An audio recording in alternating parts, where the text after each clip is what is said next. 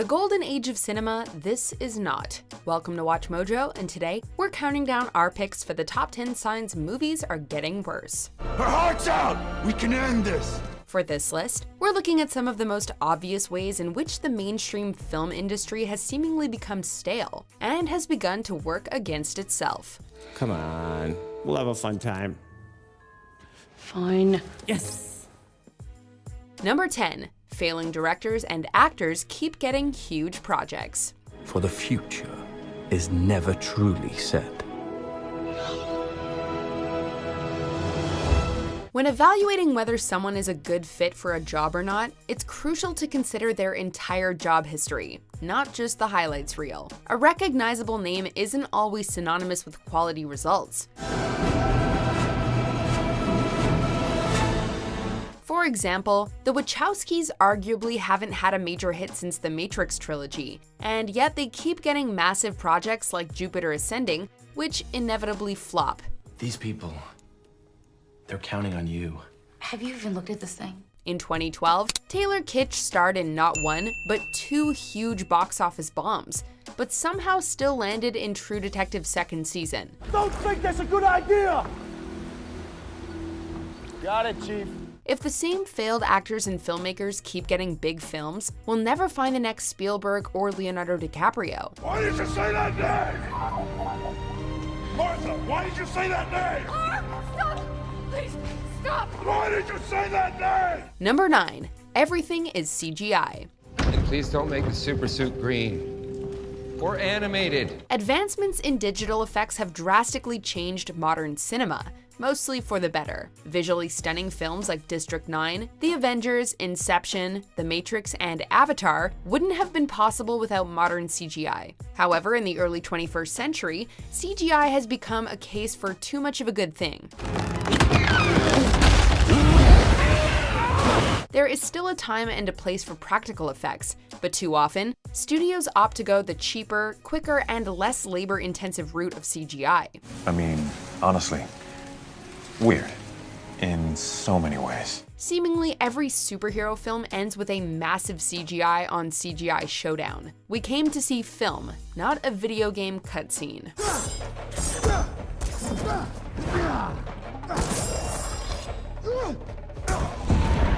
Number 8. Shaky cam and quick editing.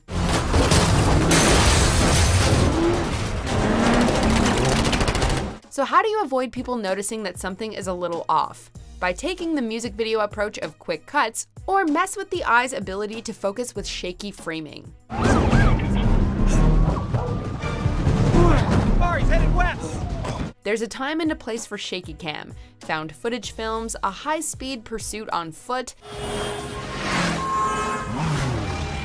but entire films? No thanks. Both quick edits and shaky cam can be effective tools to heighten the tension and sense of chaos, but when overused, they lose their effectiveness. What's up, Mike?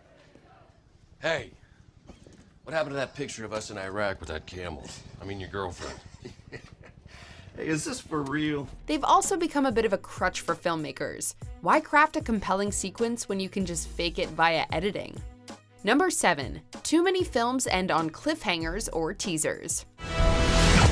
Storytelling 101. Your story needs a satisfying ending. Now, there are creative ways to break the rules in a manner that will bring something fresh and exciting to the table. The Wrestler, Inception, Before Sunset, these are all films that end off by leaving you with important questions to ponder. But cliffhangers for the sake of cliffhangers or post-credit teasers, these are little more than marketing ploys to ensure that you come back for the next installment, in however many years that might be.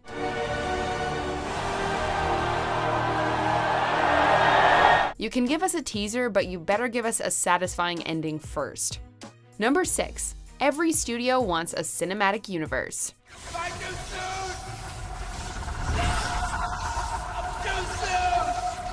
Do you know why the Marvel Cinematic Universe succeeds where others have failed? Because their films work independently of one another. Each film has a story with a beginning, middle, and end. Where are the Avengers? I'm not currently tracking their whereabouts. I'd say they've earned a leave of absence. The post-credits scene might tease the next story, but not until the first one is wrapped. All that interconnectedness is secondary. But based on the MCU's success, every studio seemingly feels that they deserve their own cinematic universe. My name is Jekyll. Dr. Henry Jekyll. Universal's Dark Universe, Warner Bros. Arthurian Universe, the DCEU, Sony. The problem is they spend so much time cramming the seeds of future films into these launch titles that the movies themselves fall flat. Number 5.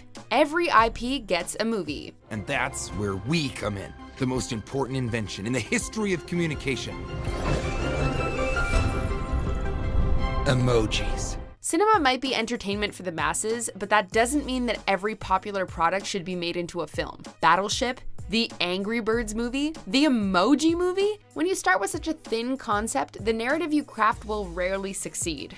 Anger management class. Oh, pluck my life. With so many potentially great scripts floating around out there just waiting to get put into production, it's insulting to have these intellectual properties thrown onto the screen.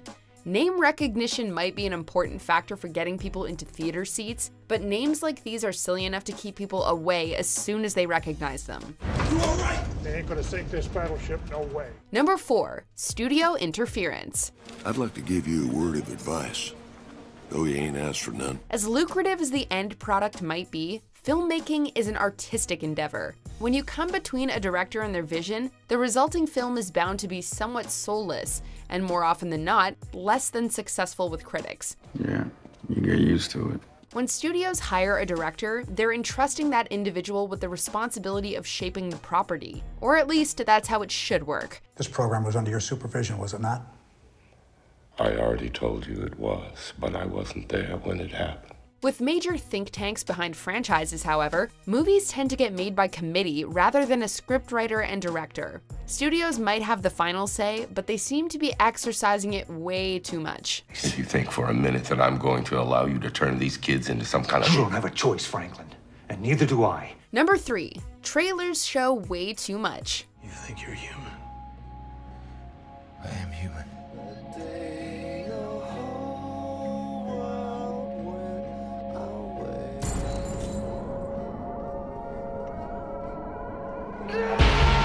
If done correctly, a single trailer can paint a rough sketch of the premise and build curiosity.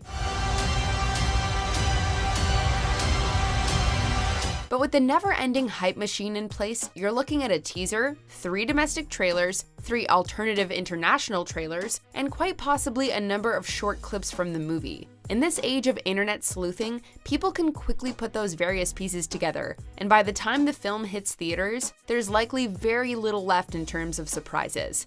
These creatures were here before us. When you finally sit down to watch the movie and the best moments have already been made public, disappointment is inevitable. Welcome to Jurassic World. Number 2. Studios aren't taking risks. You see, the guys in charge of this stuff lack creativity and are completely out of ideas.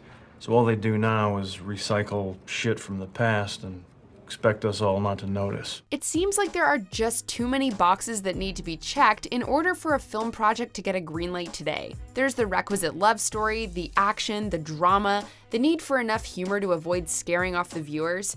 All right. Shall we? Let's do this. Studios are incredibly hesitant to put out R-rated movies for fear of cutting into their potential profits. You're in a PG-13 version of Deadpool 2, which means we only get 2 1 and a glass of white wine. Are you bleeping yourself? They're also so concerned about their bottom line that once all the outliers have been taken out of consideration, all we're left with as viewers are rehashes of the same old film, with a fresh coat of paint and dusted off characters. Okay, try this. Unplug it, plug it back in, and remember, we care. Before we continue, be sure to subscribe to our channel and ring the bell to get notified about our latest videos. You have the option to be notified for occasional videos or all of them. If you're on your phone, make sure you go into your settings and switch on notifications. Number 1. All we get are reboots, remakes, and sequels. But death is a doorway, and the past cannot remain buried forever. Many critics claim that Hollywood isn't bothering to start new franchises anymore, playing instead to nostalgia and relying on surefire successes mined from the past. We've doubled their budget, as if spending twice the money guaranteed twice the profit. Like that's gonna work. Yeah. Unless a sequel is truly abysmal, the name recognition is likely enough to ensure that studios will make back their investment. Though we can blame the studios for not being willing to take risks, we as audience members need to take responsibility as well. Do you think we should stop him? Gonna do it. Kinda wanna see if he goes through with it. If we want to see more original films, we need to show that to studios by getting out there and seeing the original stories that do get made. What are we even doing here? Where are we going? Do you agree with our picks? Check out this other recent clip from WatchMojo, and be sure to subscribe and ring the bell to be notified about our latest videos.